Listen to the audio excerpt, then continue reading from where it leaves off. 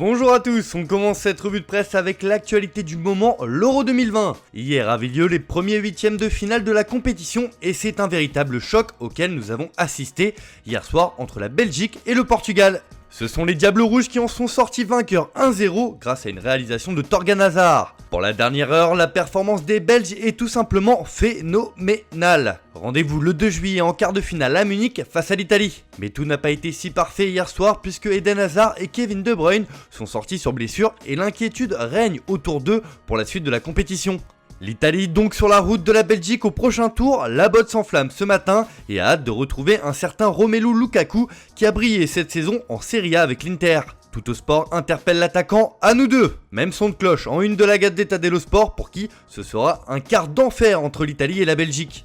Si en Belgique c'est la fête, au Portugal ce matin le réveil est difficile car les champions en titre sont tombés. Mais comme le résume presque ironiquement Abola sur sa couverture, il y aura toujours Paris et cette victoire contre la France un soir de juillet 2016. Pour le Correo d'Amagna, c'est la déception qui règne ce matin car le manque de buts a éliminé les champions en titre. Cette défaite s'affiche sur tous les journaux sportifs du pays comme Record qui met en avant Thorgan Hazard et son but plein d'opportunisme.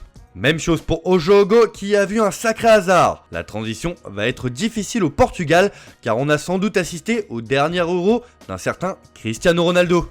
L'autre huitième de finale de la compétition opposait les Pays-Bas à la Tchéquie hier après-midi. Et là aussi on a assisté à une grosse surprise puisque ce sont les Tchèques qui l'ont emporté 2-0. Les Néerlandais sont totalement passés au travers à l'image d'un Matthijs de Ligt coupable d'une main stupide qui lui a valu un carton rouge. C'est ce que met en avant De Telegraaf ce matin, rouge pour les Oranges. Les Pays-Bas sont renvoyés chez eux par la Tchéquie appuie le quotidien. Pour AD Sport Wereld, quelle journée c'était! Car d'autres sportifs néerlandais ont brillé dans d'autres disciplines à l'image d'un Max Verstappen ou encore Mathieu Van Der Poel, mais cela n'atténue pas l'énorme déception de l'élimination de l'équipe nationale néerlandaise. Évidemment, les Tchèques sont à la fête ce matin, à l'image du Lidové Novini qui se réjouit de l'avancée de son équipe nationale. La défaite des Néerlandais traverse la Manche où le Daily Mail met en avant le désespoir de cette équipe, symbolisé par un homme, Matthijs de Ligt. On file en Espagne où la Roja joue ce lundi face à la Croatie. Et ce choc a des allures de finale de l'autre côté des Pyrénées. C'est le sens de la une de Mundo Deportivo ce matin. Après avoir retrouvé son ADN, la sélection espagnole cherche à atteindre les quarts de finale à Copenhague contre les finalistes de la dernière Coupe du Monde.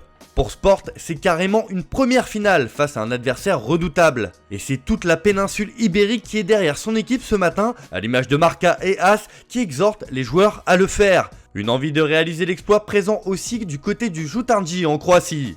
On ferme cette page Euro avec l'équipe de France qui elle aussi joue son huitième de finale ce soir face à un vieil ennemi, la Suisse. Forcément cela fait la une de l'équipe ce matin qui y voit une étape alpestre. La France aborde face aux Suisses les matchs à élimination directe avec la pression du favori. La pression est grande mais les Bleus veulent compter sur un Kylian Mbappé des grands soirs qui adore ce genre de rendez-vous.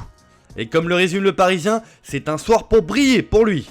De son côté, la Suisse veut créer l'exploit et sortir les champions du monde en titre et ce sera surtout l'occasion d'un match pour enfin grandir pour la Nati, indique le temps.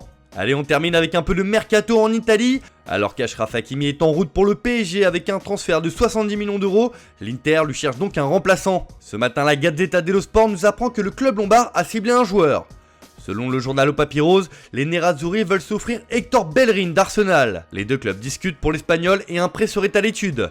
L'Inter veut vite réagir pour remplacer Hakimi. Voilà, c'est tout pour ce matin, bonne journée à tous. On se retrouve un peu plus tard pour votre JT Foot Mercato avec l'excellent Guillaume Vigier.